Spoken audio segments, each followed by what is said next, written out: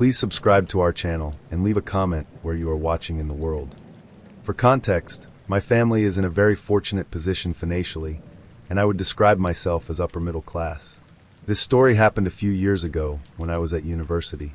It was a fairly small university, so many of the students lived locally, in a generally very working class area.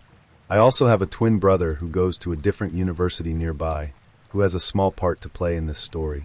I had never really had much luck with dating due to having some pretty niche hobbies and interests, so it was hard to find people I can relate to and really click with, but I would always get on, and remain friends with people if things didn't work out. I ended up dating a few girls on the uni netball team.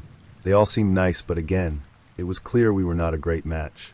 Because I stayed on good terms with everyone, I ended up spending a lot of time around the people I had previously dated, but just as friends.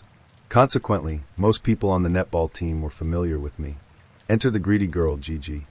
She was a bit of an outlier in the team and didn't speak much, so nobody knew much about her. One day, she comes up to me and asks me out on a date. This was a nice surprise as I was normally the one asking. So I said yes, as I had no reason to dislike her at this point. After I say yes, we chat for a bit, and she keeps trying to shoehorn into conversation the fact that she, like many others around here, doesn't have a lot of money. I didn't really think about it too much at the time, but in hindsight it was obvious. To keep the story short, I won't explain the dates. We went on 3 before I realized how greedy she was. All you guys need to know is that I paid for everything on every date, but I didn't mind doing this. We normally went out on weekends. One day I went to the library to get some work done. The desks have tall partitions between them for independent work, but whispering was still allowed in this area. Over the partition in front of me, I hear Gigi's voice whispering to a friend. I begin to stand up to say hi, but stop myself to listen to their conversation, just before my head emerged over the top. She was talking about me, calling me things like a posh C** and T, but saying she was going to let me take her on a few more dates because I took her to fancy bars and bought her expensive drinks. I thought about it and realized that she had always gone for the most expensive drinks on our dates so far, so I decided it was time for some revenge. I left the library without being seen. A few days later, I actually saw her driving a brand new BMW Z4, so she was clearly pretty damn rich herself. The best and fanciest bar in this town was owned by my best friend and her family. It was a small bar, but very high-end, with some of the drinks being over 15 pounds for a very small drink. Therefore, not many of the students went in, but if you were invited there on a date, it was a special one. I spoke to my friend, whose family owned the bar, and got her in on my plan for revenge, ensuring she would have my back if things went wrong. I was pretty paranoid about getting caught, because I planned on tricking Gigi into paying for everything that night, up to a total of the cost of all the previous dates combined, in excess of 250 pounds. To cover my tracks, I asked my twin brother if he wanted to go out with my friends to the pub, telling him my plan, and that I would give him some money if he went out dressed like me and with his hair styled the same. I also told him to take plenty of pictures with my friends, so I had an alibi. The night of the date came around. The bar was busy, but we managed to get a table. I immediately lied to her, saying I had forgotten my card, but if she paid I could transfer her the money later. She agreed. I had done this for real on the second date, and paid her back as soon as I got home, so she knew I was reliable. I told her to stay sat down and save the table, while I went and ordered drinks and the biggest and fanciest tapas plate on the menu from the bar.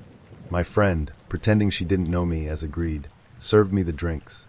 Gigi seemed to be in disbelief of my generosity and pretended that she was having one of the best dates of her life. I also pretended to be enjoying it, continuing to buy expensive food and drink until I had nearly spent the target 250 pounds on her card. The dessert section of the bar's menu is titled Just Desserts. Finding this oddly appropriate for my revenge, I asked her if she wanted her just desserts, pointing at the menu.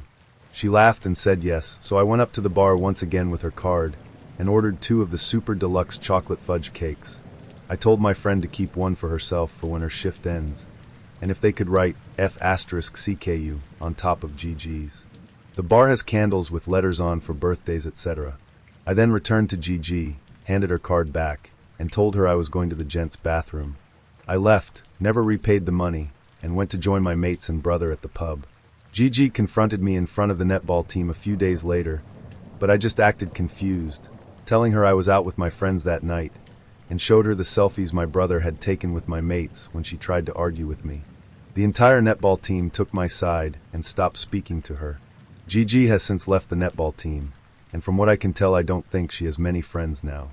I had a fantastic night of revenge with fine food and drink at her expense. My friend got a fudge cake, my brother got some money, and all the lads got to go to the pub. All in all, I found it super satisfying, as everyone but Gigi was happy.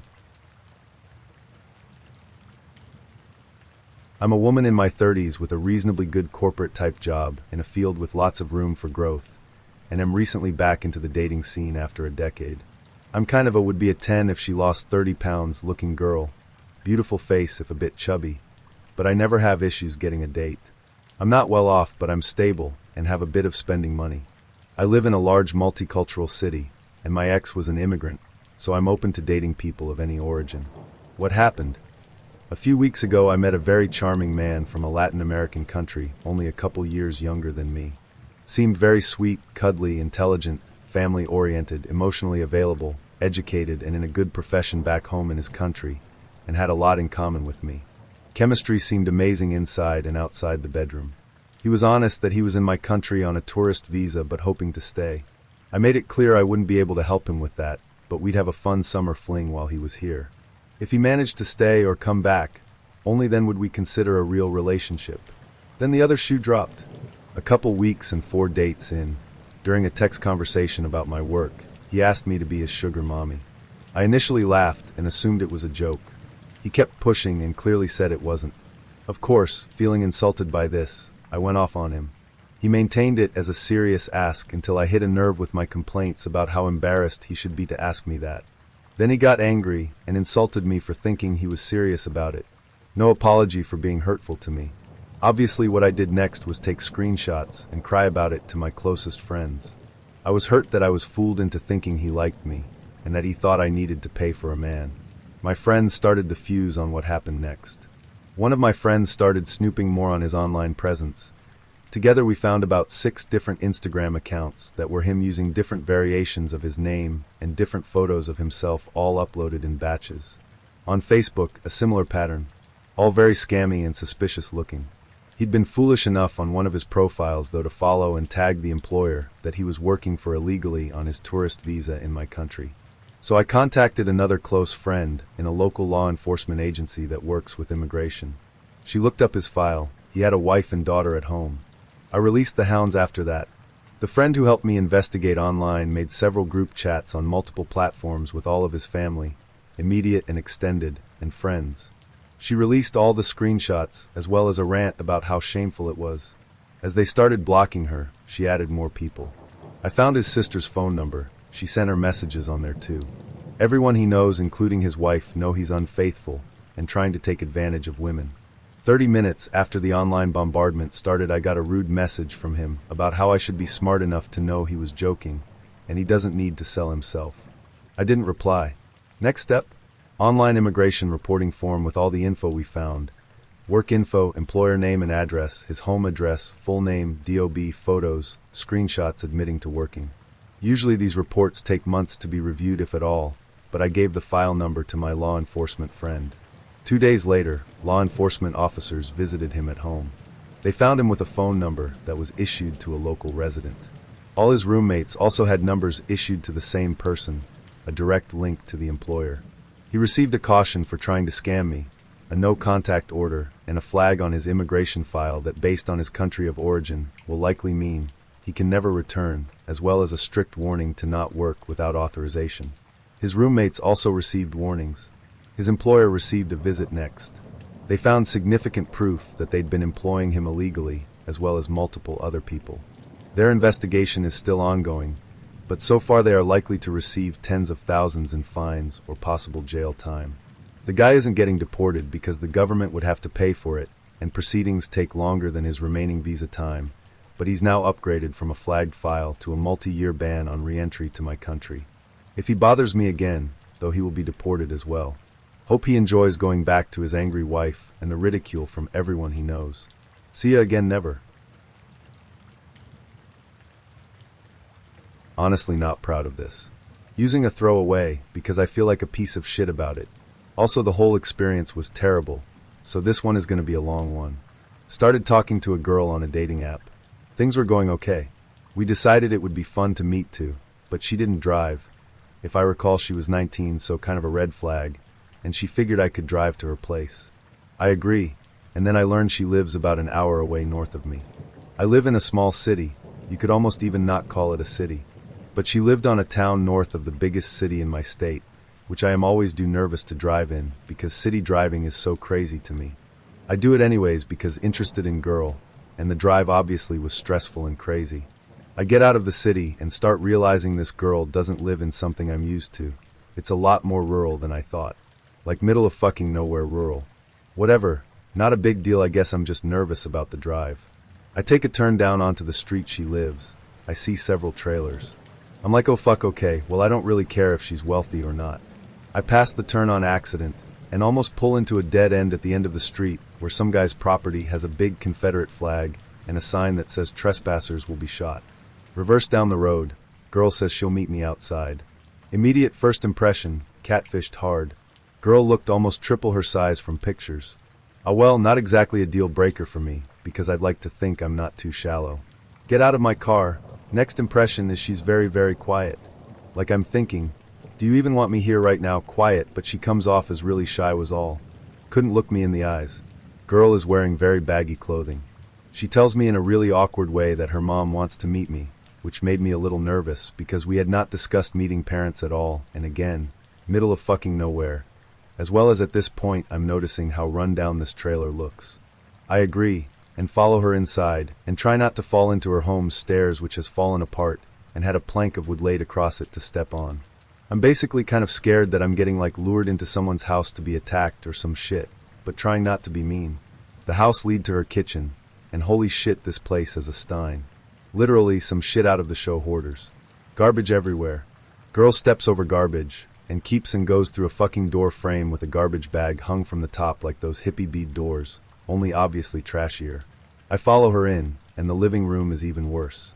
Literally piles of garbage all over the place, can't even see the floor. I see her mom, laying on the couch. Mom is immensely obese, but I couldn't really even see her all the way because she's just in this pile of stuff basically. Mom said just a friendly hi. Have fun, girl. Okay. Walked backwards through the house and was thanking God I was outside. Girl says we could go to a park. I'm all about it, because please get me out of here. I let her in my car and realize she has extremely bad hygiene. Like really, really smells bad, extremely poor hygiene. Also notice slight mustache, which I feel very bad about feeling grossed out about, because I know for some girls, like if they have pose, that's very hard to manage. But this girl doesn't seem like she cared. At this point I'm kind of ready to just bail, as not attracted to girl, very awkwardly quiet, and just all around a very uncomfortable situation. I follow her instructions on where to drive, and am trying to make conversation. Girl is very quiet. We get to park. She immediately tries to make out with me. I'm like, there's kids literally playing right in front of us. She's like, oh, just pull in over there then. I'm super non-confrontational, so I will often do things I really don't want. And in this case, I drove to some other part of the parking lot. Girl keeps kissing me. I'm thinking, okay, I'm not into this at all, but I guess. Kissing is okay. I keep pulling away though and saying, I'm sorry, I'm really freaking awkward.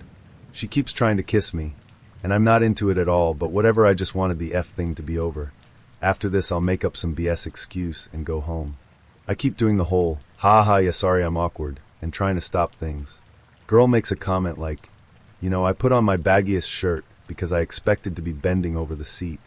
And I was like, okay, yeah, that's cool, haha. Girl was heavily hinting that she wanted to give me a blowjob.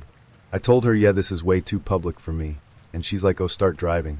As soon as I'm on the main road, the girl tells me there's a Walmart we can park behind. At this point, I'm not about this at all. I say some shit like, oh, well, I've never actually been in this town. I was thinking it'd be fun if you showed me around and maybe we can keep driving. Right? Fun? And proceed to just drive around like crazy, and all around this non-existent rural area. After this, I make up an extra, because she keeps talking about going to the Walmart. I'm like, yeah, shit, lost track of time. I need to go study for my exam. I'm really sorry. I drive her home, and she asks me to get out of the car, so she can give me something. I resist at first, but end up getting out. She goes and grabs a very filthy bear plush holding a heart. I muster an aw thanks. She then says she wants a hug before I go. I'm like, okay. She tries to kiss me one last time. I stop her and she laughs and says, wow, you're awkward. And then I basically apologize and agree. I get back in my car, tell her I'd text her, and speed the fuck out of there. I then close the night out by calling my friend, telling him all about how awkward, gross, and terrible the whole day was, and how driving through the city was just the cherry on top of all the garbage. Worst part of all of this was I tell her it's not going to work, but the next day was Valentine's Day, fun story but bad time, and felt like a dick for but being into it. I was 17 when this happened. He had told me he was 19. It's also not illegal in my state. I met him through a friend of mine. I saw him on her friend's Snapchat story while I was using her phone, asked for his snap, and he added me back, the whole process. I disclosed that I was 17, and he said he was fine with it seeing as he had just turned 19. Anyway, we talked for a few days, and I learned that he lived not too far away from me, worked at a mall nearby, and that we had a lot in common. We planned our date for a Tuesday, which was strange, and he drove me to a theater that's about 40 minutes from my house and an hour from his. Where I live there are two much closer theaters, so this was pretty weird. We get there, and I ask him if we can get snacks. He says no, that he plans to go to dinner afterwards. I noticed as he bought the tickets that they were only $12 for both of us combined, but it didn't really matter at the time. That we saw a movie I had really no interest in seeing, but I guess it was alright. He tried to do the old arm around the shoulders trick, which I quickly shut down and asked him politely not to do again. He seemed alright and apologetic. Anyway, we leave the theater, and he asks where I would like to eat. I say Chili's. So we go to Chili's. I, at the time, had been working at McDonald's and was very excited when I got a notification on my phone as we drove that said my first paycheck had been deposited into my account. So I stupidly said out loud, "Just got paid." That was my downfall. We get there, and the first thing he immediately does is order 4 appetizers, and to my horror, orders a drink, and when the waitress cards him, he hands her a horizontal ID. I don't know if other states are the same, but in mine you get a vertical ID until you're 21 and a horizontal one when you're older than 21. I asked him if that was a fake ID, and he just said no. I'm 23. I used to be a real pushover kind of girl. Also, the time was nearing 11, and I was worried my parents would have been mad at me if I called them to pick me up, seeing as the restaurant was a good 30 minutes from my house. I was also scared that he would get angry or violent if I tried to leave, so I didn't try. He gets his drink and orders 2 more throughout the night, on top of a steak, a bunch of sides, and of course 2 desserts. All I had was a burger that I didn't even finish because I was so nervous that I was on a date with an adult 6 years older than I who'd also been drinking. Anyway, the waitress comes around and she nicely hands him the bill and says, "When you're ready." Without hesitation, he grabs it, hands it to me with a smile, and says, "You got this, right?" I didn't even know what to do. I was so meek and easily manipulated that I just put my card in the billfold. I left a $7 tip for the woman, so the bill came out to about $87. We got in the car, he drove me home, tried to give me a kiss, and said, "Let's do this again." I blocked his number as I walked down my driveway. Flash forward to this past summer when I was 18, at the shopping mall he worked at with my friends. Due to some injuries in my legs, I had gained a little bit of weight, but nothing major. We were in the store he worked at, which is a pretty big store. I had forgotten he had worked there until I saw his smug ass, and it was clear he remembered me. He came up to us with a shit-eating grin and asked us if there was anything he could help us with.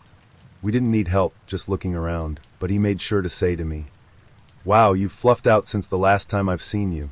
You look good." Now, I'm a curvy girl. I get this sort of thing a lot. But on top of the bill, the drinking, the lying, and the creepiness that he thought a date with a 17-year-old was acceptable, I had it. I just smiled politely at him, asked my friends if they wanted to go to another store, and as we left I called the store and demanded to speak to the manager.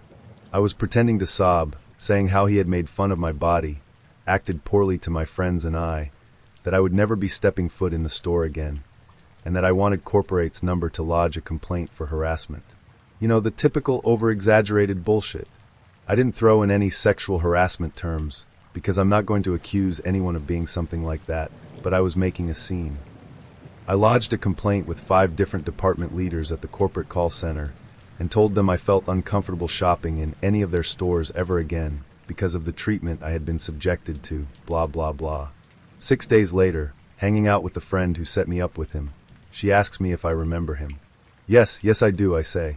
She shows me his Snapchat story. All black, white text, cannot believe I just got fired after 2.5 years for no reason. Turns out his company was an at-will employer. They didn't even have to give him a reason for firing him. He probably doesn't even know it was me. Well, he might now, but that's fine. He was working his way through film school and had to pick up an overnight job at a fast food place to make ends meet. This a throwback, but it's a goodie. This was just when I started college, and I still lived at home with my mom at that time because I was saving for an apartment. My friend Jordan, who is half black and half Caucasian, looks a lot like his dad, who is African.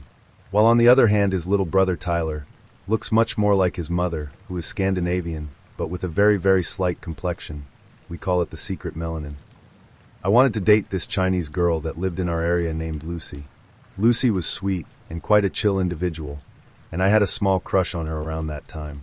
So I thought, why not take a swing? I like you, you like me. So maybe we can work something out. If not, then fuck it. I took a chance, and we can still act like normal friends afterwards. I'm gonna move out soon anyways, so why not take a chance? When I asked Lucy out on a date, she declined, which I kinda expected, but stinged a little bit, so I thought to myself, that was that, and we can move on. But for some weird reason, Lucy had to give an explanation to the decline. She stated that she liked me, but that she couldn't date me. I asked what exactly was wrong with dating me, unless of course it's something I can change very quick. She told me that it was due to the fact that I was black. Now I was sincerely confused about this, because Lucy really under no circumstances seemed racist to me. So I asked her why she couldn't date black guys. She told me her parents would not approve of it. So I told her it's fine, and she doesn't have to feel bad. I gave it a shot, and I tried, but I can't change people's emotions. Or family for that matter. We agreed to just let it slide. So when I came home, I called up my best friend and told him about it. He found it a bit sad, since we got along quite well, but that's life. 3 months later, I'm chilling with my friend Jordan at his house, trying to figure out what gave his Xbox a red ring, when his little brother Tyler walks in and breaks it to me without any hesitation. Lucy wants to date me, small city I guess, while looking gleefully. I look at him and basically tell him congrats and that I'm happy for him, and promise to not make anything awkward between them or us. He replies with, "Oh, I declined." I was gasping at this moment. I asked him why. I thought he would be a bit more excited about it. He explained to me that once she asked him if he liked her too, he replied by grabbing his phone and showing him a picture of a cookout with me, Jordan, him, and Tyler's parents. He pointed at his dad and basically asked her, "Is this going to be an issue?" Because that's my dad. Lucy was dumbstruck. She couldn't comprehend for a second. Genetics, I know, right? And basically explained to Tyler that her parents might have a hard time accepting it, but that she would do her best to keep her parents happy and date Tyler at the same time. Tyler, being the smart kid that he is, could smell a red flag from a mile away, so he replied with, "Sorry, this is not going to work out well if we date." She was sad, but they both agreed that it would be too much bullshit. Now you might think to yourself, what a nice little petty revenge, but isn't it a little bit sad for Lucy? Well, guess who got so sick of her parents that she moved out and finally came out of the closet, which her parents really didn't appreciate. Seems like ending most of your sentence regarding your love life with "and my parents" is not a good indication for a healthy relationship, and can sometimes give people the feeling that they are dating an extension of her parents and not an own individual person. Lucy took a healthy distance from her mom and dad and eventually ended with a nice girlfriend. So in the end, the real revenge was to the parents for trying to helicopter their daughter's love life to a weird extent. Thank you for reading. Usually I don't mind bad dates, and I don't even mind crazy dates, but there is still one date failure that hurts. I met this girl on Bumble. Her profile was really sparse. There were only 2 selfie pictures, and both looked somehow weird. But when we messaged, we found out that we had a similar background, and after 30 minutes of messaging, we decided on a date on the next day. I didn't even know what she was doing, and she only had some minimal information about me. I had low expectations, but I like going out, and the meeting was at my favorite bar. When I met her in real life, I was shocked. The pictures didn't do her any justice. She looked gorgeous, was tall, had a beautiful smile, and was extremely kind and intelligent. She was working in education for young children, writing poems, and spent her youth at the same places as me. I was extremely confident and at my best this day. She was constantly laughing at my jokes and obviously enjoyed any minute with me. We talked the whole night until they kicked us out at 4 a.m. The time flew by so fast, I couldn't believe how late it was when we got out. I gave her a hug after the date when before her bus arrived. But I felt that maybe I should have kissed her. I went happy home and couldn't believe how lucky I was to spend such a great evening with this wonderful human being.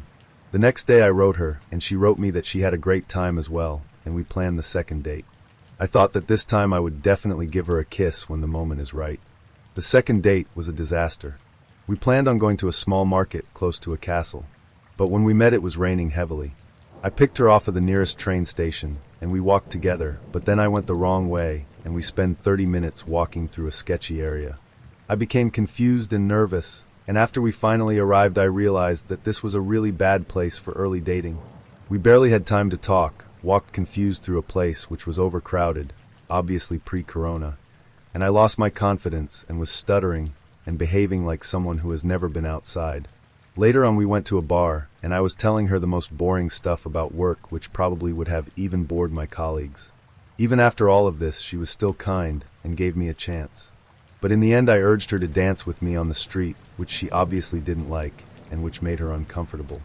Then exactly the exact moment the bus arrived, I stopped her and tried to kiss her in the cringiest way. Not only did she miss the bus, because of me she also felt really uncomfortable and rejected my kiss attempt, which was really out of place. I felt like shot for 2 days, and I wrote her a long message and apologized for my behavior. She wrote me back a long message and told me among many things that I am a kind and wonderful man, but that she didn't feel the chemistry. I totally managed to both a perfect first date with the worst second date I can imagine, and I still cringe about my behavior and my decisions that day. Had I been more relaxed and casual like I usually am, and as confident as on the first date, this could have been a wonderful start to a promising relationship. But I don't regret it at all. Because of this experience I learned to be much more relaxed on dates, and this led to a wonderful relationship a couple months later. Another story to add: blind date with a doctor. He had said he finds dating hard as women lead him on, and then ghost him when they realize he works shifts. About 20 minutes into proper conversation, after an hour of waiting to be served at the bar, I realize I'm feeling zero chemistry. No, maybe absolutely nothing there. He wasn't bad looking or had a horrible personality to that point. I just felt nada and didn't want to lead him on. So I said to him I was enjoying his company and appreciated him meeting up with me in London. It was a 40-minute commute for us both. But I wasn't feeling anything romantic and didn't want to lead him on. But we got along fine, and as we had both traveled, I said I was happy to have a few drinks and chat as we had friends in common, and it would be nice to get along as friends. His response: "Oh, thank goodness, I was thinking the same."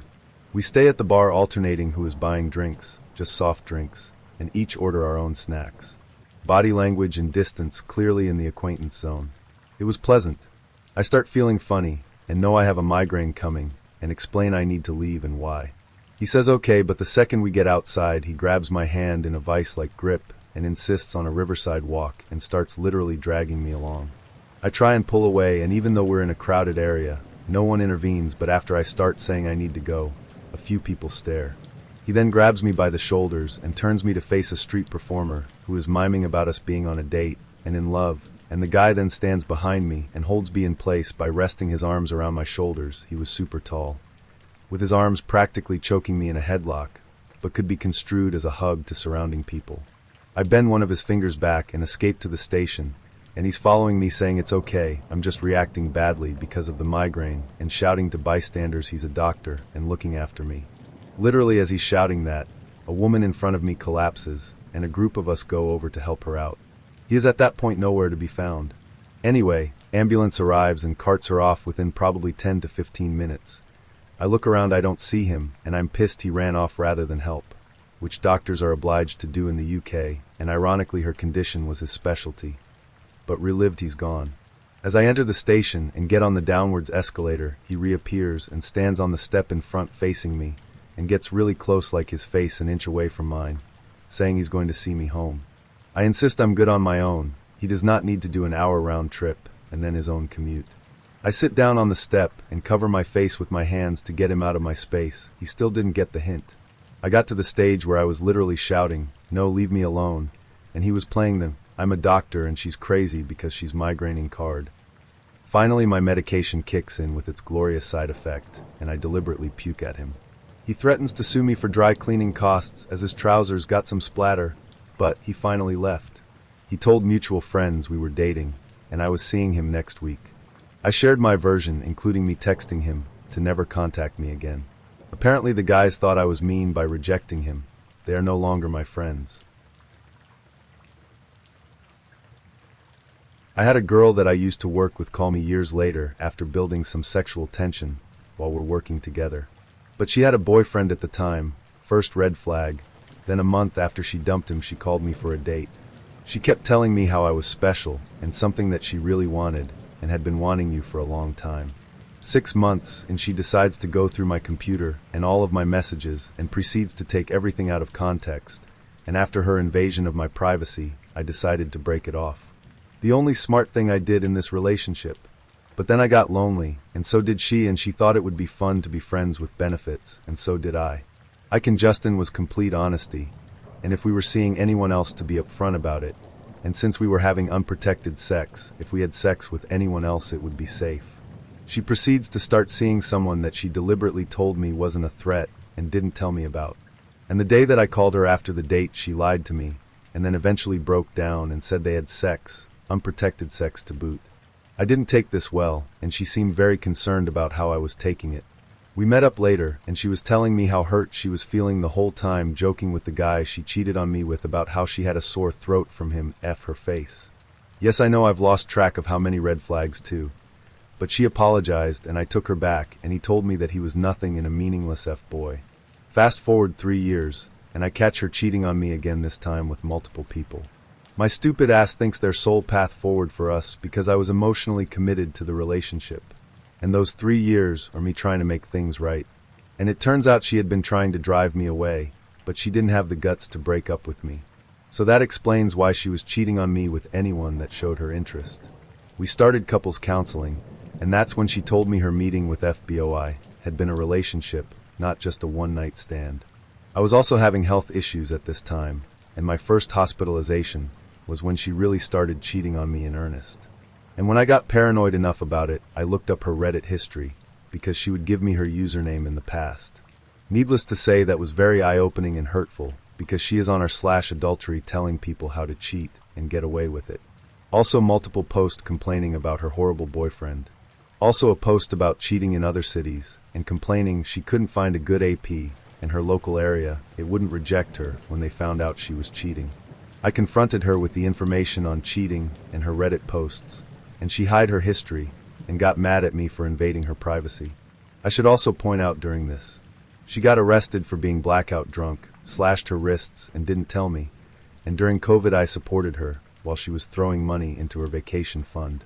In the beginning of 2021, when I had another health issue and was hospitalized again, she broke up with me 2 days after Valentine's Day, after ignoring me for several days in a row, while I was still recovering from surgery.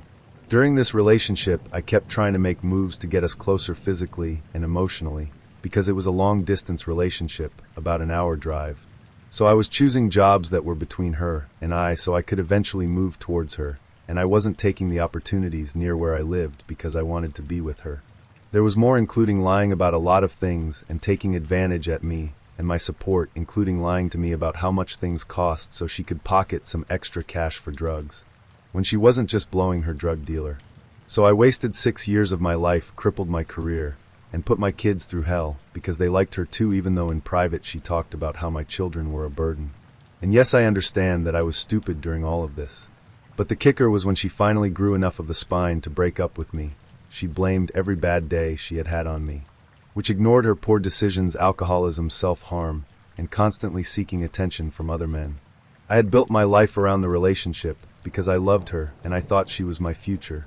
So when we broke up and I realized she had been trashing me to anyone who would listen, the majority of my friends evaporated, and people I thought I could trust were the ones covering for her having affairs. And I ended up checking myself into a crisis ward about a month later, as I was having a hard time recovering from the pain of my surgeries and the isolation.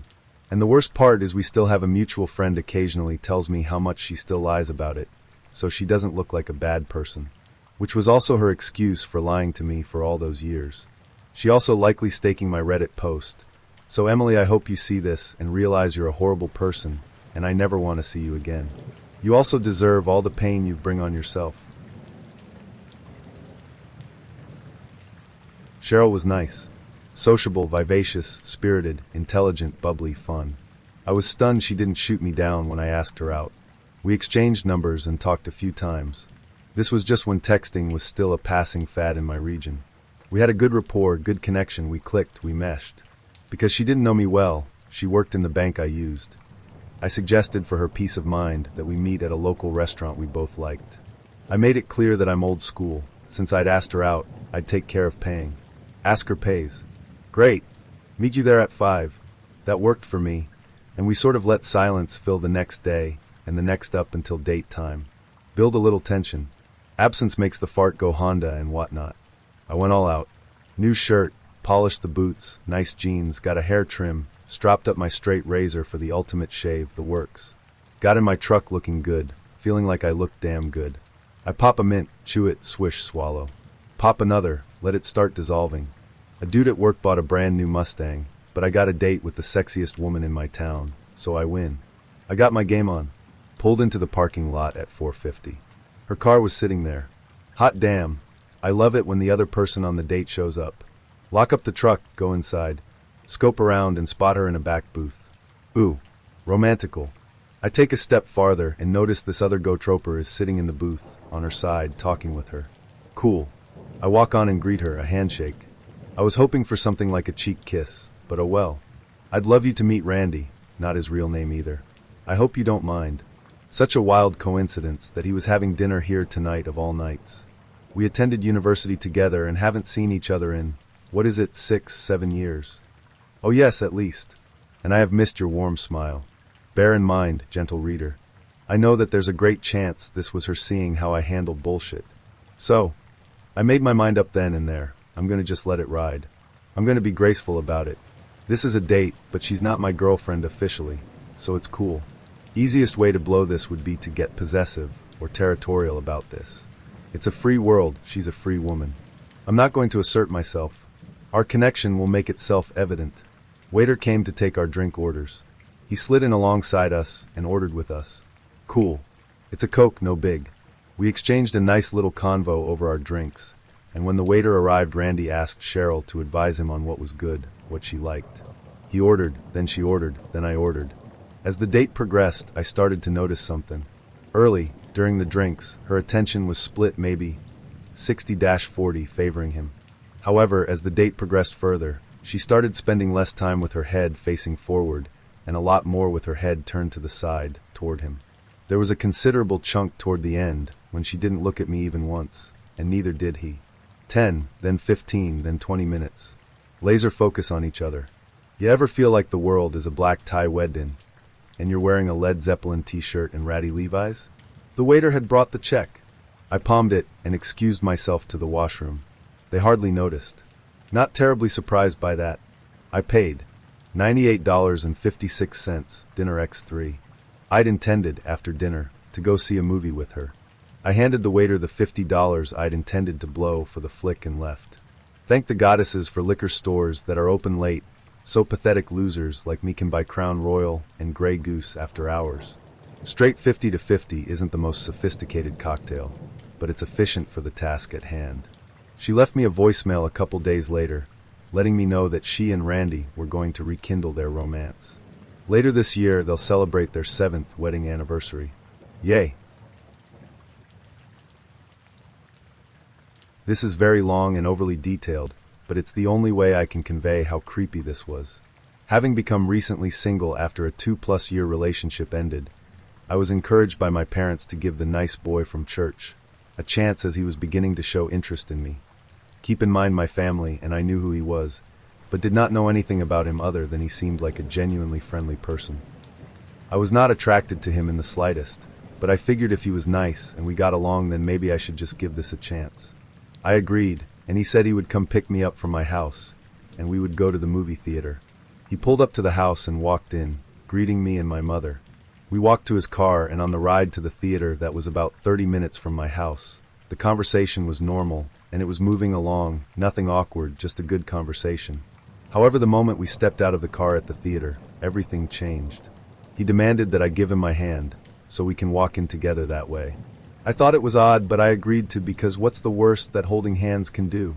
We walk inside, and as we are standing in line to buy tickets, he tells me to kiss him. I tell him absolutely not. I don't even really know him, and our date just begun. He was upset but let go of my hand and clung to my arm. We walk into the theater, and he immediately tells me that we are going to sit in the very back row. Although it was not a row, it was only 2 seats most likely there for those who were handicapped.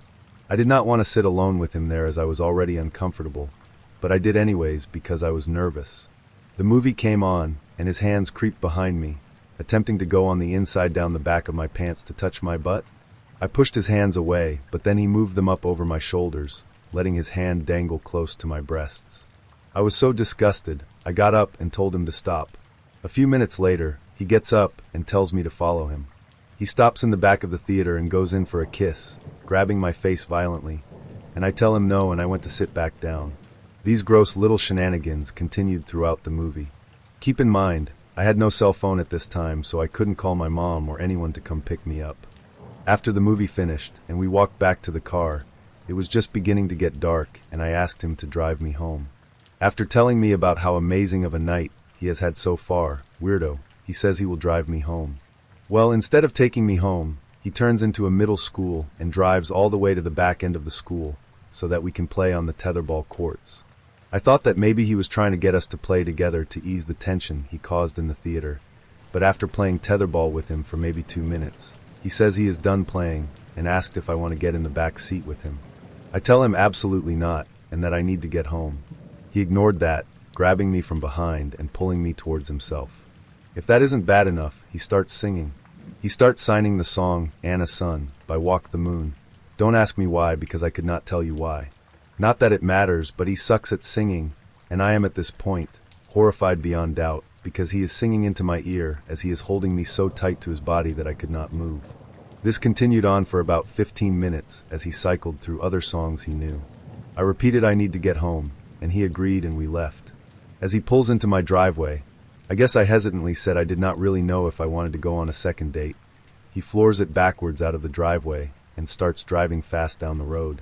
He begins raising his voice at me about how dare I waste his time, and how it seemed that I was having such a good time that he doesn't understand what could have went wrong. I know, what in the world?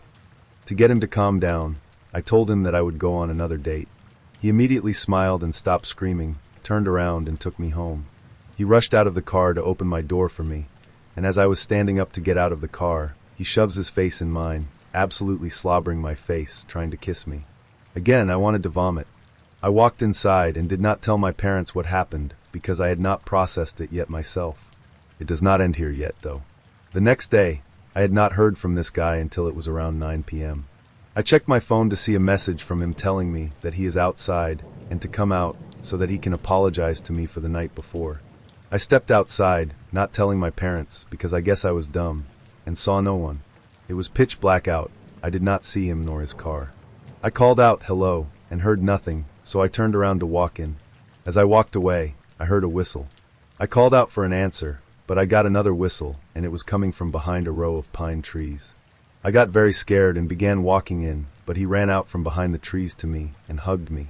He told me that he parked the car down the road, and that he has something to show me in the back seat. At this point I was very scared and did not want to upset him, so I walked with him to his car. He opened the back doors, and I went to the back seat, and he crawled in too. He pulled out a picture that he had drawn of me and asked me what I thought of it. I lied and said I loved it, but I was incredibly uncomfortable. He then lays back on my lap, his head on my thighs, and starts saying how nice this is and how he wants a future with me. He then sits up, takes his shoes off, puts his feet on my legs, and asks me if I think he has big feet. Side note, his feet smelled like vinegar and I wanted to throw up. I was unbelievably uncomfortable and scared about what he was planning to do next, so I sternly told him to drive me back home now. He listened to me and drove me home, which surprised me. He again slobbered my face and said good night, acting as if his behavior is completely normal. He texted me for a few days after this, but I never responded. To my surprise, he gave up and I have not heard from him since. I know this entire story made not an ounce of sense, but this is exactly what happened and how he behaved. Why are people so creepy? I was also young, about 17 years old, so I did not handle this the way I should have either. I was very lucky he wasn't violent. This really cute chick I met on Whisper, which probably was a bad idea in and of itself. We'll call her M. For those who don't know, Whisper is an anonymous confession app where you can post your confessions in your local community, and possibly the world can comment and message you about them. Somehow I found multiple dates on Whisper. I'm pretty happy I left that part of my dating life in the past. Anyway, I wrote something sappy like, "I wish I had someone to head to beach with," and decided to respond. She was super cute, had brown curly frizzy hair, and I was smitten. We talked for a week or so, and then scheduled a Saturday to go to the beach together. I drive to her house and pick her up. She asks me to park few houses down the street, which I do without thinking. We went to the beach, made out, played in the water, flirted, and had a great time. She recommended going to a local bar, and we did, and we flirted and played games together. Honestly, up until this point, the night was fantastic, one of my better dates. However, M had been getting calls from her mother. Apparently, she was out beyond curfew. I was about 26 years old at this time, and M was herself 25. It was only about 10 p.m., but Mom was not happy with M or me. M asks me to drop her off a little down the street so that she can walk up to her house. I agree to do it because she asks. I watch her walk up to the front door and then drive off. I drive 30 minutes home, and M calls me. Her mother refuses to let her inside the house until I come and see her. I'm dumbfounded, but she sounds worried, and I do blame myself, even though M never told about a curfew, nor how controlling her mom was. I drive 30 minutes back. At this point, I'm pretty frustrated. We had a long day out together, and I just drove an hour home and back. I park a ways down the street and walk up to their house. M and her mother are standing on the porch. Her mom apparently only speaks Spanish, so M acts as a translator as her mother twists her face and looks at me. She asks me what we did together today. M texted me on the way to say nothing about the drinking. So I tell her we just went to the beach and hung out. We had a perfectly innocent day. Her mother keeps grilling me through M as a translator and lets me know her daughter has a problem. She asks if we slept together. We did not, but that wasn't her business. Each question pisses me off a little bit more. My answers get shorter and colder as I start staring daggers back at her. M's mom calls her sister out at some point and sends up the street for some reason in the direction of my car. I don't know why, but this shit is too much for me. I'm over it. I began marching down the street as I see her sister taking pictures of my license plates for who knows what reason. M runs down the street after me, tells me how sorry she is, and then asks, get this, if we can make out in front of her mom right now just to piss her off more. You know, up until this point, I would say this situation was salvageable. Mom cares about her daughter and might have a drinking problem, okay? I can work around a drinking problem, and she wouldn't be the first girl I've dated with controlling parents. But this childish teenage rebellion bullshit coming from M herself? I was too through. I drove home for the last time that night. She texted me that she was sorry again the next morning. I blocked her on everything after that. It's a bummer too because M and I had a great time out together during the day, but I didn't know that our date was some act of rebellion or temporary escape from her mom. Alright, Reddit, gather round, because I have another dating disaster story for you. At this point, I'm convinced the universe is playing some kind of sick joke on me. Like, oh, you think you're ready for love? Haha, let me just throw a few more curveballs your way. So, as usual, this all began with a guy who seemed perfect. His name was Ryan. We'd been chatting for about a week, and he suggested dinner at this super fancy restaurant downtown. You know, the kind of place with white tablecloths, waiters in suits, and menus that don't have prices on them, so you know everything costs your soul, and maybe your firstborn child. Normally, I'd be like, let's just hit a taco truck, keep it chill. But he insisted. And I thought, why not? I deserve a bougie night out. Spoiler, I did not deserve what was coming. Fast forward to date night. I spent an obscene amount of time getting ready. Hair, makeup, the whole shebang. I even wore heels, which anyone who knows me will tell you is basically a sign of the apocalypse. Ryan shows up looking amazing, like he could have stepped straight out of a GQ ad. He complimented my dress, opened the car door for me, and even made a little joke about how he hoped his tie wasn't too finance bro for my taste. Cute, right? We get to the restaurant, and it's everything you'd expect. Dim lighting, soft music, people sipping wine like they're auditioning for a rich people doing rich things commercial. I'm trying not to feel out of place because, let's be real, I'm more of a bottomless mimosas at brunch girl than a $1.60 entree girl. But Ryan is being so sweet and charming, and I'm starting to think, okay, maybe this is it. Maybe I've finally found a guy who doesn't suck. And then, we're halfway through our meal. He ordered some kind of steak that was so rare I'm pretty sure it mooed when the waiter set it down. And I went for the pasta because carbs are my love language when it happens. Ryan takes a bite of his steak, and suddenly he gets this look on his face like he just realized he forgot to turn off the oven at home. His eyes go wide, he clutches his throat, and he starts making these weird choking noises. At first, I thought he was joking. Like, haha, good one, Ryan. You're pretending to choke for attention, classic first date humor. But then he starts full-on panicking, and I realize, oh my god, he's not kidding. He's actually choking. Now, I'd like to think I'm a calm, collected person in a crisis. I'm not. I'm absolutely not. My brain immediately went into full-blown chaos mode. People at nearby tables were starting to notice, and I could see the judgment in their eyes. Like, oh, look at her date making a scene. How embarrassing. Meanwhile, I'm sitting there thinking, what do I do? Do I yell for help? Do I just hit him on the back? Is that even a thing? Finally, I remember something about the Heimlich maneuver from a first aid class I took in high school.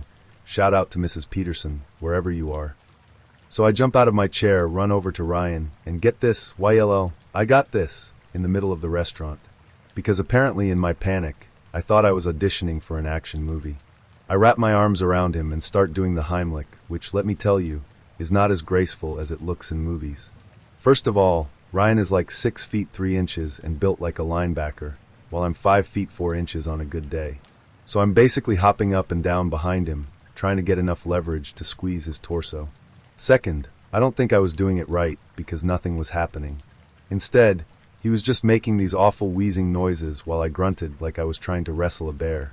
At one point, I lost my footing and almost tipped both of us over into the table next to us. This poor older couple was just trying to enjoy their lobster bisque, and suddenly, they have front row seats to what I can only describe as a physical comedy routine gone horribly wrong. Finally, after what felt like an eternity, but was probably like 30 seconds, Ryan coughs up this massive chunk of steak. It lands on the floor with an audible splat, and everyone in the restaurant collectively gasps. I'm standing there, red-faced and sweaty, while Ryan leans on the table, gasping for air like he just ran a marathon. The waiter comes over with a glass of water, and someone at another table actually starts clapping. Clapping, like I just performed a magic trick or something. Once Ryan catches his breath, he looks up at me with tears in his eyes from the choking, not because he was touched by my heroics, and says, "Wow, that was really embarrassing." You don't say, Ryan. You don't say. The rest of the meal was awkward, to say the least. He kept apologizing, and I kept insisting it was fine, but let's be real. There's no coming back from something like that. Every time I looked at him, all I could think about was the image of that steak chunk flying out of his mouth like a meat missile. After dinner, he offered to walk me to my car, but I made up some excuse about needing to get up early the next day. I mean, what was I supposed to do? Kiss him goodnight, and pretend I didn't just have my arms wrapped around his abdomen while he hacked up half a cow? No thanks. He texted me later that night to thank me for saving his life, his words, not mine, and asked if I wanted to go out again. I haven't responded yet. I mean, do I really want to date a guy who can't even chew his food properly? What if next time it's like sushi or bread or something? Am I supposed to just carry a Heimlich manual in my purse from now on? Anyway, that's the story of how I became a reluctant hero and ruined any chance of feeling sexy on a first date. Thanks for letting me vent. I'm gonna go eat some ice cream and rethink all my life choices now. So yeah, I don't even know where to begin with this story, but it was the shit, pun intended. If I don't vent here, I might scream into the void or something. I just need to get this out, because I have never in my life been on a date so catastrophically bad. Like, I've had bad dates before. Who hasn't? There was the guy who talked about his ex the entire time, the dude who showed up 45 minutes late and didn't apologize, and even the one who tried to split a $12 check 80/20ths because he only had a water. But this was next level. This was the Mount Everest of bad dates. And the thing is, it all started so promisingly. Ugh, okay, let me back up. So I matched with this guy, let's call him Matt, on one of the apps. You know the one where everyone says they're looking for something serious, but 90% of them are just there for free validation or situationships. Anyway, Matt seemed different. He had this really cute, goofy smile, said he loved dogs, important, and his profile had just the right amount of self-deprecating humor without coming across as insecure. He even spelled everything correctly in his messages, which is like finding a unicorn these days. We chatted for about a week, and our conversations were genuinely great, funny, flirty, and way less awkward than most first date preambles. The man even used punctuation. I was impressed. We decided to meet up for dinner and drinks at this trendy little gastropub downtown. You know the type, exposed brick, Edison bulbs, charcuterie boards that cost more than my phone bill. I was excited, like actually excited. That almost never happens anymore. I even shaved my legs. My legs. In late October. If that doesn't scream, high hopes, I don't know what does. Fast forward to date night. He shows up on time, a miracle. Looks even better in person, another miracle. And is super polite to the waitstaff, triple miracle. I'm already mentally planning how I'm going to describe this to my friends in the group chat the next day. You guys, I think I just had the best first date of my life. Dinner goes great. Like amazing. We're laughing, we're vibing, we're doing that thing where you start leaning closer and closer across the table without even realizing it. He orders this massive burger with a side of truffle fries, and I tease him about how there's no way he's going to finish it. He grins and says, "Watch me." It's cute. Everything about him is cute. I'm already picturing us as one of those obnoxious couples who post matching Halloween costumes on Instagram. Too soon? Don't care. The man was fine. After dinner, we decide to grab a drink at a bar nearby. One drink turns into two, and by this point, I'm feeling bold. Like, let's skip the games and go make out on my couch bold. So I suggest we head back to my place. He hesitates for like half a second, just long enough for me to think, oh God, did I misread this? But then he smiles and says, yeah, okay, let's go. Cue internal victory dance. Here's where things start to go south. Literally. We get to my apartment, and I'm feeling great. I've got candles lit, music playing, not too obvious, just a chill indie playlist that says, I'm cool and mysterious, but also totally approachable. We're sitting on the couch, and I'm thinking, this is it. This is the start of my rom-com moment. That's when he says it. Hey, where's your bathroom? No big deal, right? People gotta pee. I point him toward the hallway, and he heads off. I'm sitting there, sipping my wine, waiting for him to come back so we can continue our flirty banter and maybe, progress things. But he doesn't come back. 5 minutes pass. Then 10. At this point, I'm starting to think, okay, maybe he's just nervous. First date jitters. Happens to the best of us. I even convince myself it's kind of cute. Like, he's probably giving himself a little pep talk in the mirror. Adorable. But then it's 15 minutes. And then 20 minutes. Now I'm concerned. Not because I think anything's wrong with him, but because I'm starting to feel like I might be the problem. Did I say something weird? Was my apartment too messy? It wasn't. I cleaned for this man like I was hosting the Queen of England. I'm spiraling. Finally, I hear the toilet flush. And then flush again. Y'all, when I tell you the sound of that third flush sent a chill down my spine. I knew. I just knew. Something had gone horribly wrong. He comes out of the bathroom a minute later, and he looks like he's seen a ghost. Like full-on pale, sweaty, deer-in-headlights vibes. I'm about to ask if he's okay when he blurts out, I think I clogged your toilet. Now, I want to be clear about something. I am not a monster. I get it. Stuff happens. Toilets clog. It's not the end of the world. But the way he said it, the sheer terror in his voice. I knew this wasn't just a little clog. This was a situation. I try to play it cool. Oh, no big deal, I say, smiling like a liar. I've got a plunger under the sink. He doesn't move. He just stands there, looking at me with this haunted expression, like I just told him he has to perform open-heart surgery with a spork. So I sigh, get up, and go grab the plunger myself. Y'all, when I opened that bathroom door, I can't even describe the scene. It was like a crime scene. A poo crime scene. The toilet was overflowing. There was water on the floor. The smell, oh my God, the smell. I gagged. I literally gagged. I turned around, plunger in hand, and he's just standing there in the hallway, looking like a kid who got caught shoplifting. "I'm so sorry," he mumbles. "I don't know what happened." "I'll tell you what happened, Matt. You ate a burger the size of your head, chased it with 2 IPAs, and then decided to ruin my plumbing. That's what happened. Long story short, too late, I know. I spent the next 20 minutes plunging my own toilet while he stood there awkwardly, offering useless suggestions like, "Maybe try flushing again? Do you not see the water on the floor, Matt?" By the time I finally got everything under control, I was sweaty, exhausted, and in absolutely no mood to make out with anyone.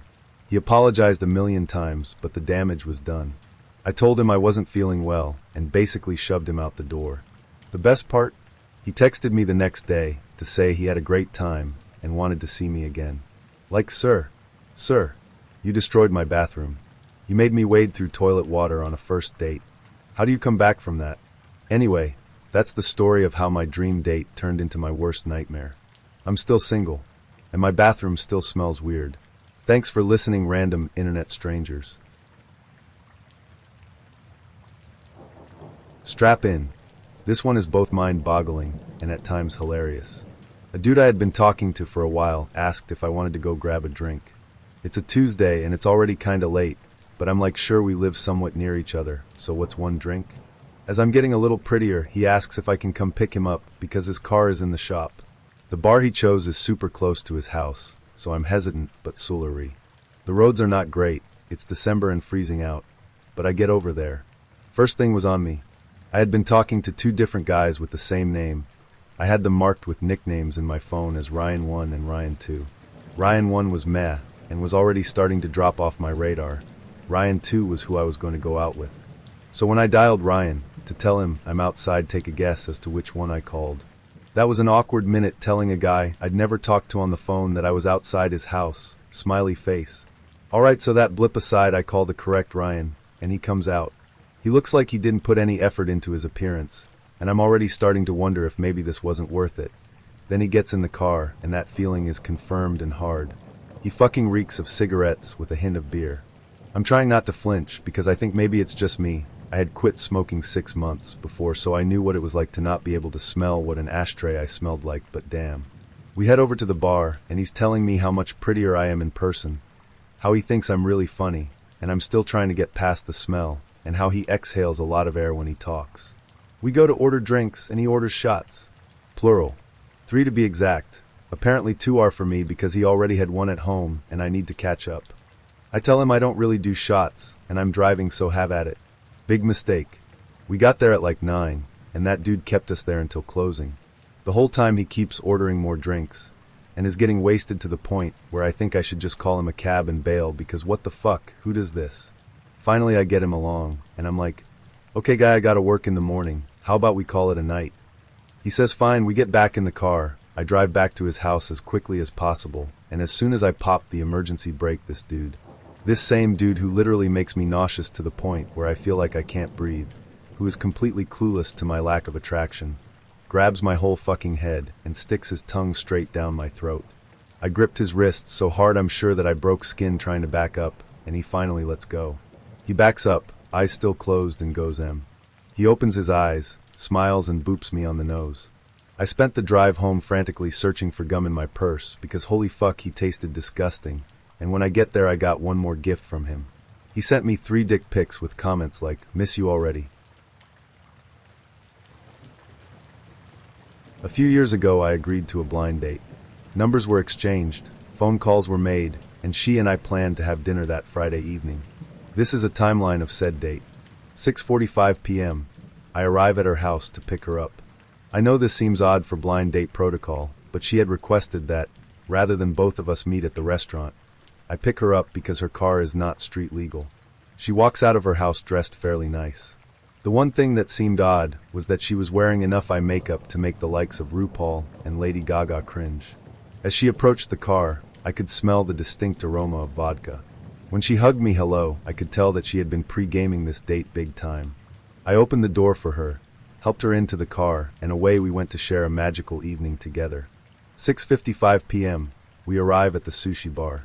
I had suggested another restaurant for our date, a new locally owned restaurant that had received terrific reviews and was the talk of the town, but she declined the idea based on the fact that she had never heard of the place and that, for a first date, I should take her someplace nice. The conversation in the car was standard getting-to-know-you stuff. She complimented me on my attire. She requested that music be changed from the alt-rock station to the hip-hop station because she didn't listen to that faggot shit, and she questioned whether or not I was a serial killer. You know, standard stuff. 7 p.m. We are seated and given menus. She opens her menu and orders a bottle of Tokyo Rose, a combination of sake and plum wine. As the waiter is walking away, my date opens her menu and says, "Know what's weird? I really like Jap food, but I just can't stand Japs." I look up from my menu and search her face for any trace of sarcasm or irony. I also notice out of the corner of my eye that the waiter, upon hearing this, froze in place for a brief moment, shook his head as if he imagined the whole thing, and then went about his business. She then continued on, "I also really don't like," and proceeded to list every single ethnic and racial slur that I had ever heard and a good number that I had not. The waiter returned with our drinks shortly thereafter. 7:06 p.m. After placing our food orders, I ordered a tuna roll. She ordered a salad because the thought of eating raw fish make her sick. She asked me an odd question. "Are you hairy?" I cannot recall if anyone had ever asked me that before, and was unsure as to how I should answer. I'm a 37-year-old man, so I do have body hair. I'm not Chewbacca, but I don't look like a 10-year-old boy either. Apparently this was an issue for her. "Well, if we're gonna fuck tonight, then we need to wax that shit off because I don't play that way." I had already decided before the date began that there was to be no fucking, so I was not too worried about being violently shorn that evening. Quick to change the subject, I decided to ask a question that might distract her vodka and sake-soaked mind. "So do you have any tattoos?" "I've got one." Her eyes lit up, and she nodded excitedly. 7:12 p.m. My delicate flower of a date throws her leg onto the table, lifts her pant leg, and shows me a tattoo that wraps around her ankle. It is some generic-looking tribal pattern, with a few kanji characters worked into the design. She explains that the Japanese script are actually the names of her future children, Dylan and Skylar. As she rotates her ankle to show off the design, she knocks the half-empty bottle of sake onto the floor. 7:16 p.m. An amused waiter assists me with my attempt to soak up the spilled liquor from the carpet, while my date reveals her second tattoo. "My other tattoo is a tramp stamp," she says, loud enough for everyone to hear, "but I don't show that to everybody." Somehow my brain thinks that it is a good idea to ask why not. Her response? "Because it's a big ol' heart. I got it so that when you're fucking me in the ass, you know that I love you." The waiter and I lock eyes as I attempt to develop the power of telepathy. I imagine our mental conversation went something like this. Me: "Dude, you gotta help me out here. This chick is a hot mess. Please just get us our food and bring me the check." Him: "Haha, no way, man. This is fucking hilarious. I'm gonna go tell everyone in the kitchen to laugh at your sorry ass." He promptly vanished into the kitchen. 7:23 p.m. Our food arrives with the hope that my dining companion might be too preoccupied with her salad to continue to speak. My hope is quickly destroyed. She began talking about her last job and why she was fired from it. According to her, she was working as an office temp when there was some type of altercation between herself and her manager. The reason that she was let go was because he was too much of a sissy to fight like a man. I still have no idea what that meant, and I oftentimes find myself lying awake at night pondering what exactly happened. I tried to change the subject by discussing films. Did she have a favorite film? If so, what was it? As it turns out, she was a fan of the cinema. Her current favorite movie? Oliver Stone's Natural Born Killers. I also enjoyed the film, but for reasons quite different from hers. Instead of citing Stone's use of blunt violence, mixed media, different film stock, and the sometimes shocking juxtaposition of the horrors of American suburban life with the colorful, media-happy world of the 1990s, her reason was because Mallory Knox is fucking HAWT. She then went on to quote every single line of dialogue uttered by Juliette Lewis in the film. 7:26 p.m. "How sexy am I now, fucker?" she screamed as she stood in her chair, 1 foot planted centimeters away from my empty plate. In order to calm things down, I decided to switch the subject yet again. This time I decided to learn about her family. I offered that I had 1 younger brother and 2 adorable nieces. She said that the only family she had was her mother, with whom she lived. She went into detail about the fights she and her mother would have on a daily basis, and how her mother did not understand the stress that she dealt with in everyday life. This, she explained, was why it was vital that she be able to continue her strict regimen of Prozac and vodka. I could see the storm clouds gathering in her eyes as she went on. And my mama just don't understand how tough it is.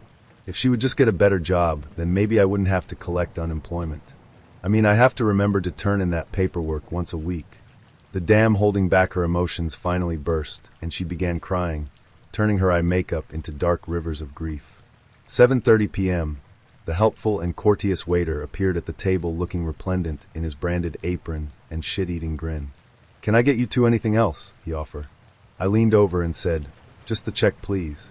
He looked at me, looked at the sobbing train wreck in the opposite chair, turned his head, looked me in the eye and said, Not yet," and again vanished into the kitchen. 7:35 p.m. After ruining 2 napkins, I was finally able to stop the flow of tears coming from my date. The waiter, realizing that his last stunt more than likely cost him a tip, returned with the check. I quickly gave him my card, which he ran with all haste. As I signed the tab, my date said, "So what are we doing now?" As if nothing had happened. 7:45 p.m.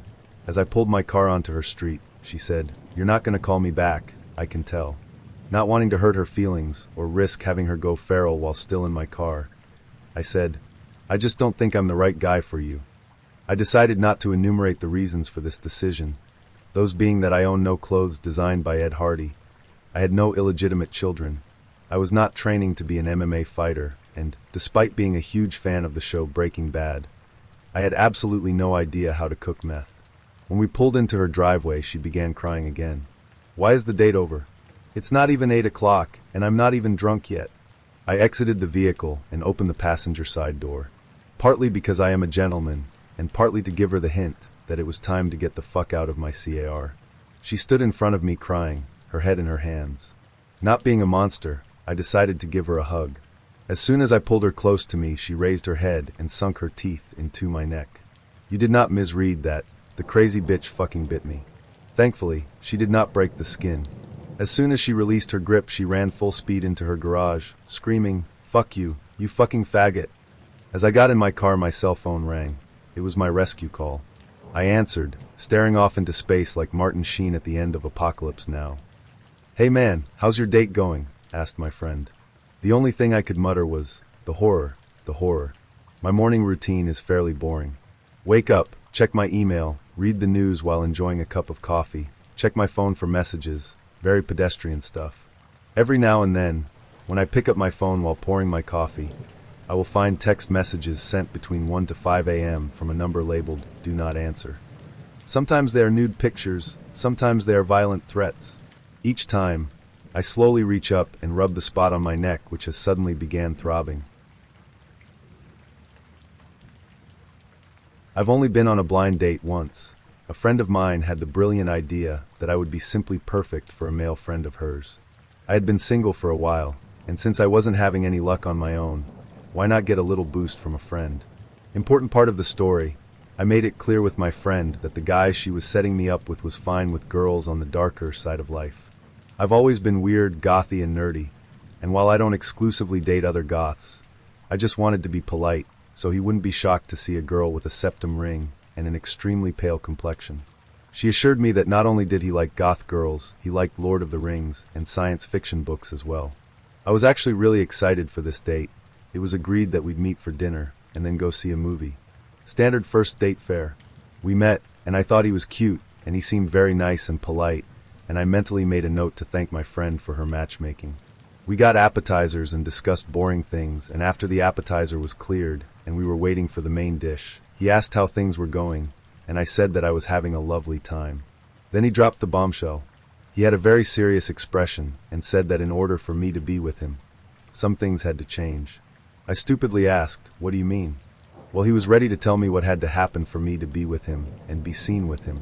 Remove all my piercings. Remove my tattoos. I actually had no tattoos at the time. Stop with the goth look, don't worry. He was going to take my shopping, and he assured me he had excellent taste. Get a tan. Grow my hair out and dye it a normal color. My hair was short and dyed black. Lose weight. I am 1.76 m tall, and I weigh 60 kilograms give or take. For Americans, I'm 5 feet 8 inches, and I weigh 140 pounds. No more video games, no more D&D. No more horror movies. I mentioned I only really like horror movies. After all that, then I would be ready for him to be seen with me and to accept me as a girlfriend. He didn't say this in a mocking tone. He was quite serious that he was willing to pay for me to be wholly made over, and then I'd be awesome. At this point, I probably had a really stupid expression on my face. My face felt like it was on fire. I almost wanted to cry and I kept opening my mouth to say something, but no words would come. So I probably looked like a baby bird with a tomato face. He was really chuffed with himself and kept telling me how I looked rubbish now. But once I got a tan and started dressing and acting like a normal girl, man, would I be a knockout. The waitress came over with dinner and she gave me an odd look, probably because I looked quite insane, and to be honest, my head was still spinning. I've been picked on and bullied a lot, but this was almost worse in a way than when people used to spit on me and throw garbage. Now this part is a little bad. In my haze of rage/hurt, I pushed my plate of paste over to him and unceremoniously dumped it in his lap. I grabbed my purse and walked out of the restaurant. Then, I got frightened, thinking he might come and beat me up, so I hid for a bit and then called a friend to come pick me up. I know it's not right to dump food on people, and it's not right to waste food, but it just happened. Not gonna lie, I went home and spent the evening sobbing. The next day, my friend who had set up this disaster was curious to know how it went, and I told her. She was shocked. She wasn't angry at me, she was furious with this guy, and I wasn't angry at her. She clearly had no idea it would go so badly. To this day, I don't know what his deal was. Maybe he wanted a girlfriend he could build from the ground up. Also, since the date, I have not changed my style or my appearance. I might not be everyone's cup of tea, but I'm happy being spooky and nerdy, and I don't need to compromise my appearance to find someone to love me. Plus, giving up video games and horror movies is simply not possible. So this is from about 4 to 5 years ago when I was in grad school. I've always had a lot of difficulty navigating the dating world, and at least I finally know why. I'm on the autism spectrum, so I have a lot of difficulty with eye contact, interpreting body language/facial expressions, and reading people's intentions. However, at the time I didn't know I was on the spectrum, so I was super self-conscious about my lack of dating experience, was constantly questioning myself, felt stupid, and believed anything that went wrong was all my fault. After some encouragement from friends, I signed up for OkCupid and decided to give it a try. I received lots of requests for hookups which I ignored, because that's definitely not what I was looking for. I had some conversations with a few guys, but they were only short-lived. Finally this guy, let's call him R, messaged me and seemed super interesting and charming. His messages were littered with compliments that were nice to hear, seeing that I had really low self-esteem. He also worked as a musician. I was going to school for music, so it was nice to have that in common. I decided to give it a whirl and met up for coffee. We get to the coffee shop and he's waiting with a huge bouquet of roses. Spectacle usually makes me very uncomfortable, but I thought the gesture was very thoughtful. He pulled the chair out, gesturing me to take a seat, and we began our date. After a series of compliments, he began to list all of the things he absolutely would not tolerate in a relationship because he was worth more than that. I kind of figured, whoa buddy, slow down, this is date one, but I also figured it seemed perfectly reasonable to state what you're looking for and not looking for. Anyway, the date ended, he paid for the coffee, I thanked him, and agreed to a second date. The coffee date had to be very brief because we had a limited time to meet that day, and I didn't feel I could get a solid yes or no yet. Once I get home, R sends me a text saying he had a great time and that he looks forward to our next date. I say thank you, that I look forward to it too, and then went to bed. The next day, I go to class as usual. I put my phone on silent or turn it off while I'm in class because, well, I'm in class.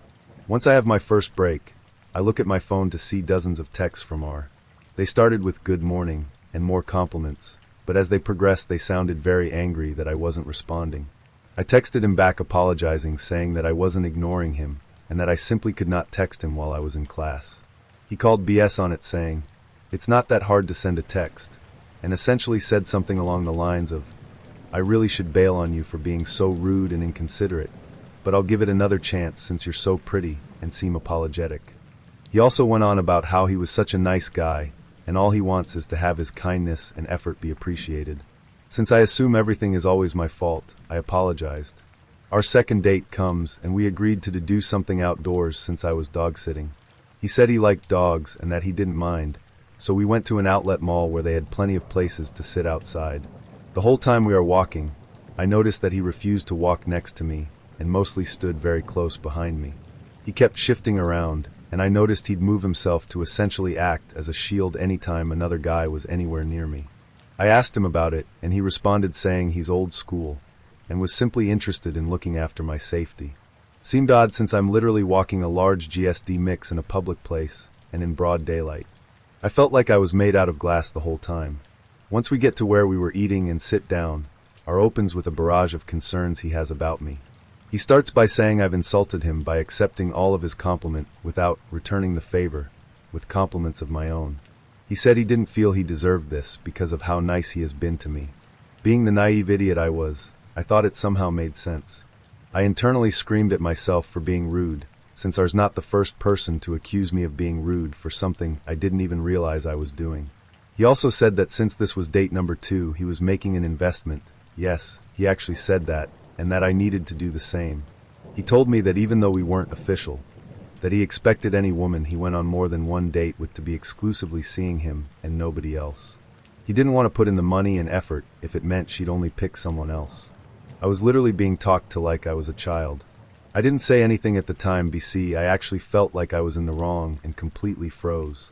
Once we finished eating, I offered to split the bill with him, since I didn't want him to feel he needed to pay for everything.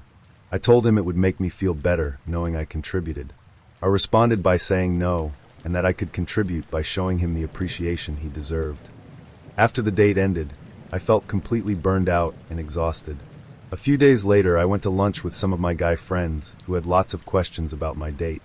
I didn't really want to talk about it since I was embarrassed and confused, but agreed because they all seemed so excited. I asked for as much dating advice as I could since I felt like I had no idea what I was doing and that I felt like I was disappointing R.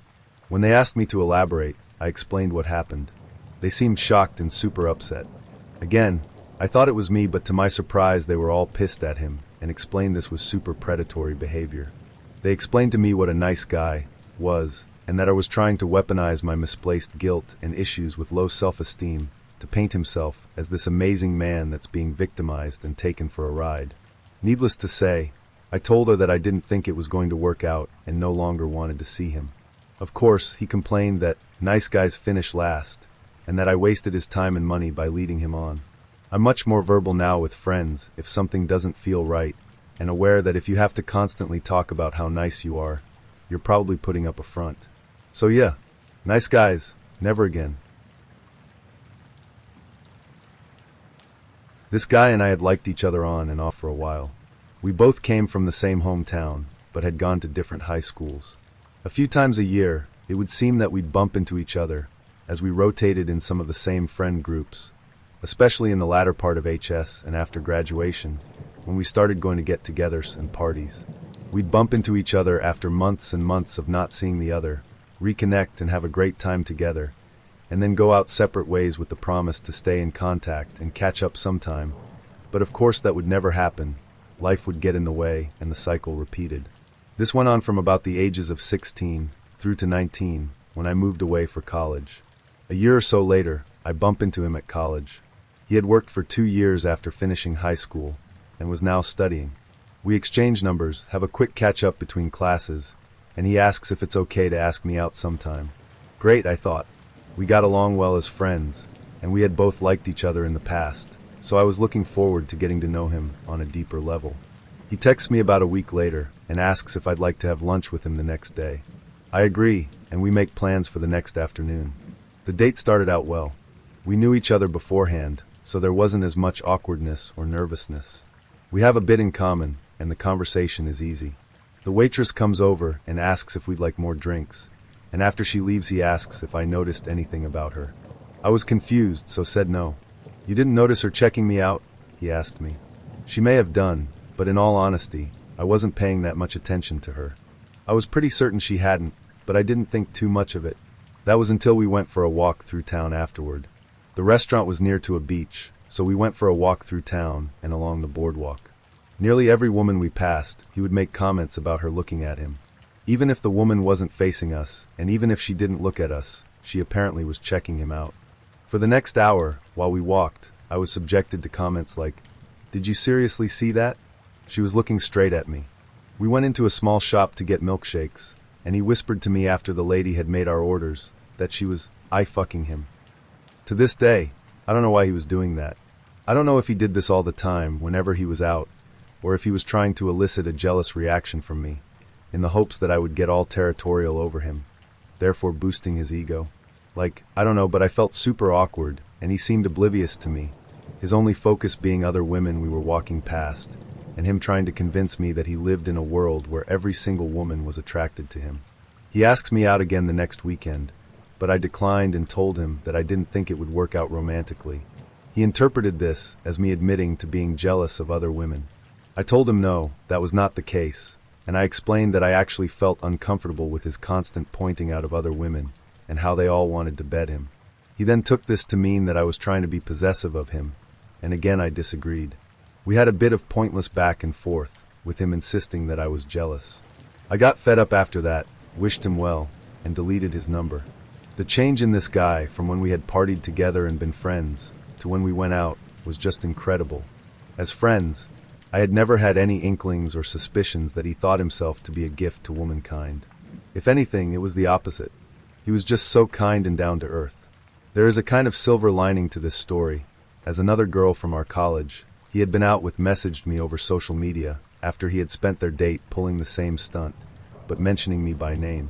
We got talking, and now we're really good friends and still see each other to this day. This dude asked me out on Hinge. He seemed interesting and looked okay in his profile, so I accepted. Once we met up, the following things became apparent.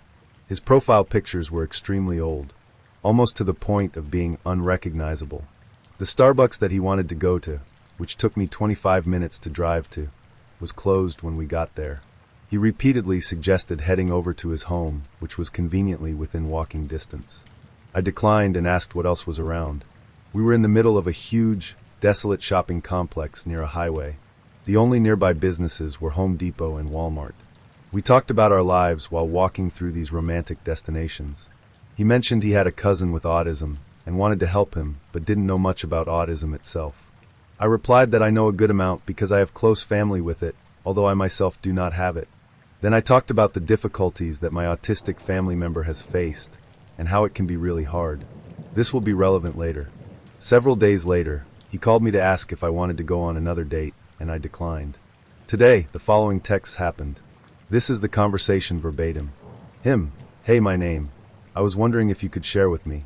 What could I do? Do you know? Get girls to date me? Is it my appearance? Should I shave? Is it what I say? Do I ask too many questions?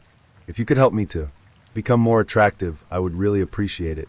Me: it would be good if you could update your profile photos. You looked a lot different from them. Also, I kind of felt like the Starbucks closing thing was a ploy to get me to come to your house. Apart from that, I just don't know that there was a connection when we talked. Him: please accept my apologies on inviting you to my place.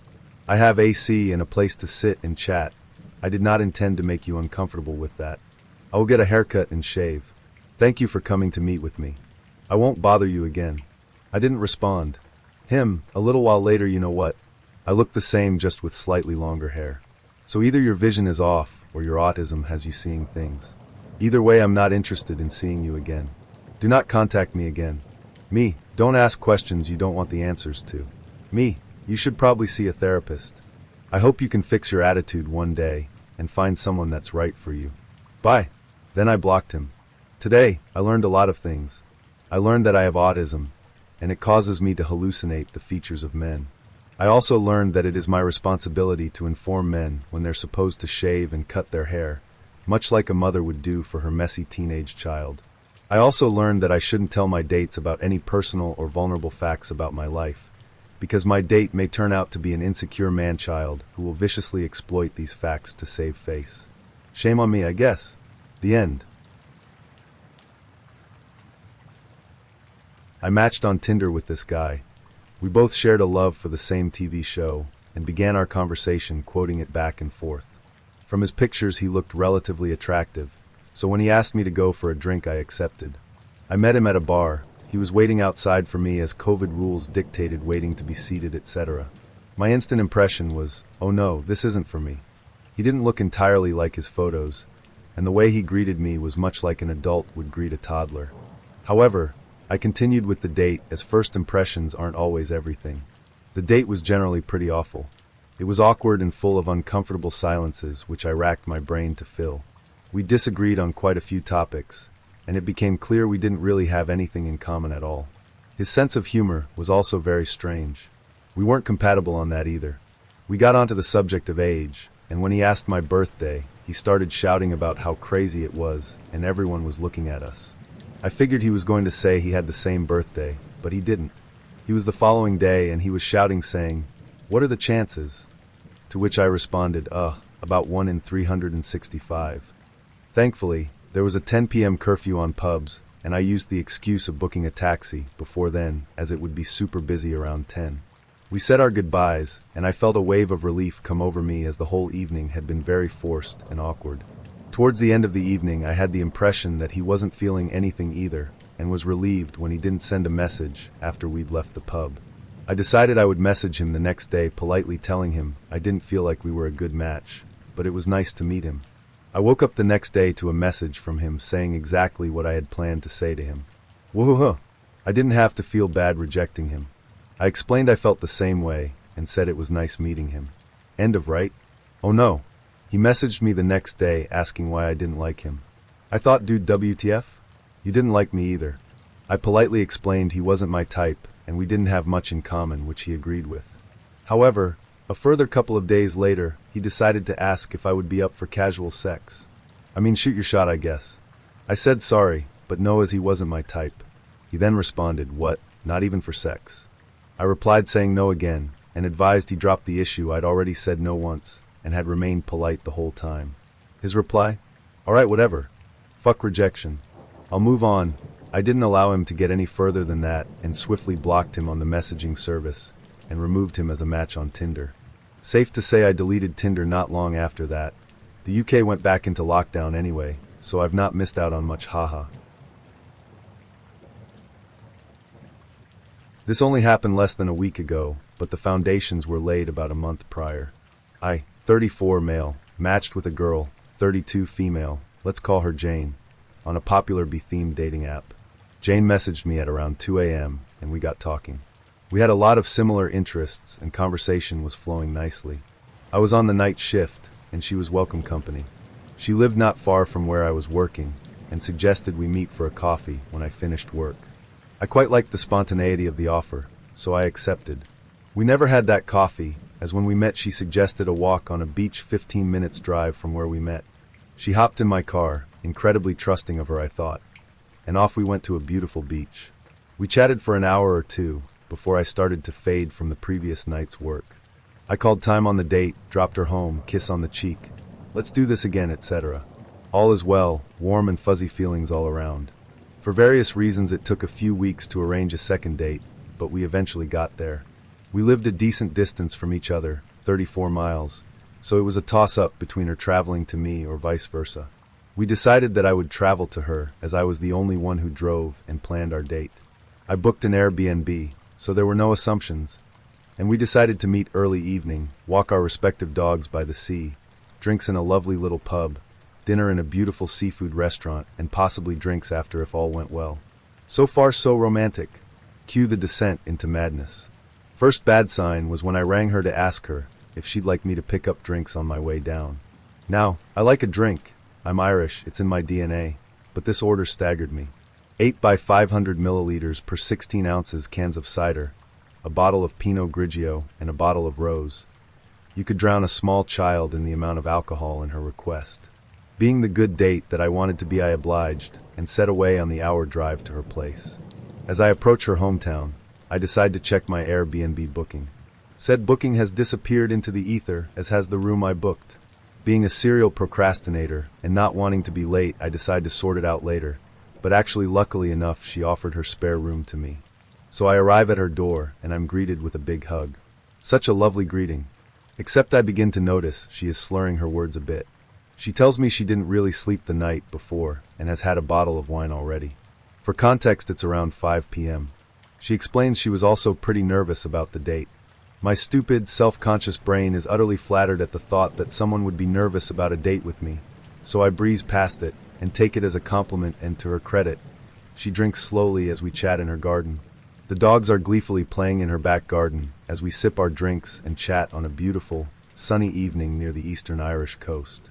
Despite the eccentricities, it's shaping up to be a lovely evening. Time gets away from us, and we decide we don't have time to walk the dogs, so we head to the pub for a pre-dinner drink. Idyllic, huh? Well, strap in, dear reader, as it's about to get weird.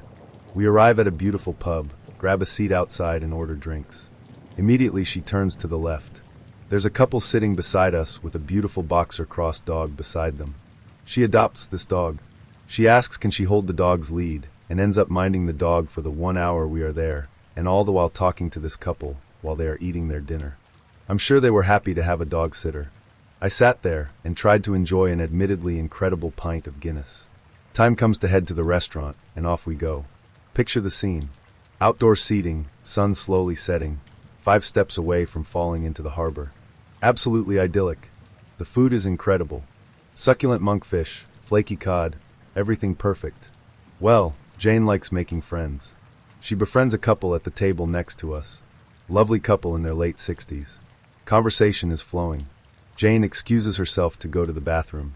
The female half of the couple leans in and grabs my hand. You seem like a lovely man.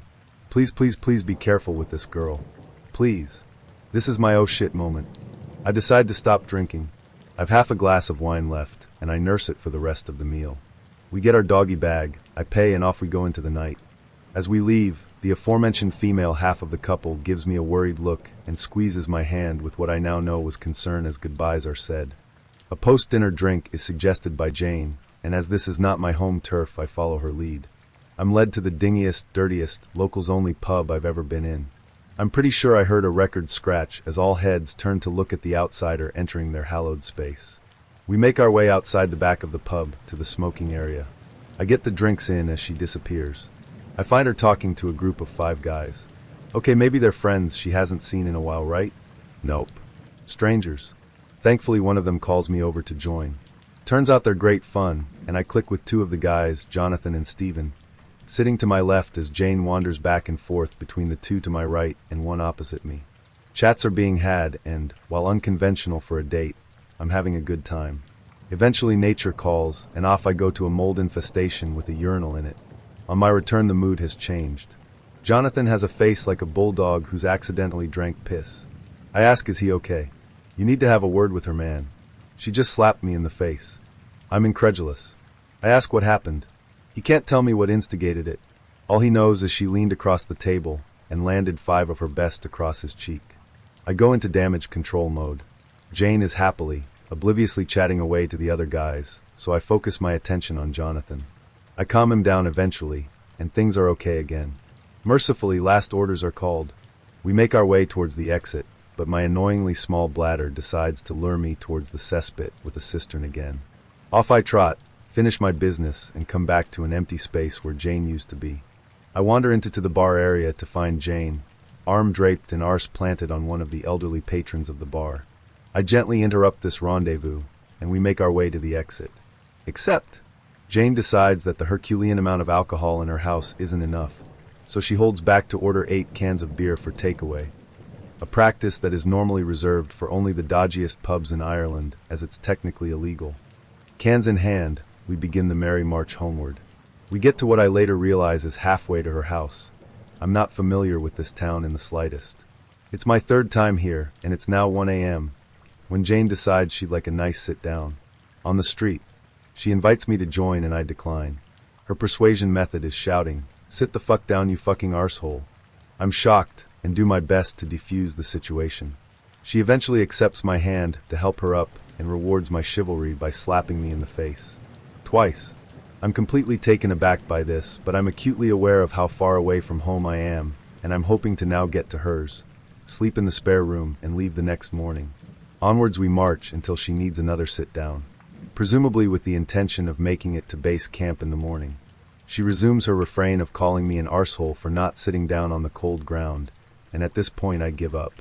Off I go, leaving her there. I decide to sleep in my car and drive home as soon as I wake. I get back to my car with cans and leftovers in hand, roll back the passenger seat, and hunker down for the night. As soon as I get comfortable, a horrifying thought intrudes. My dog is in her house. I decide to sleep and try retrieve my dog in the morning.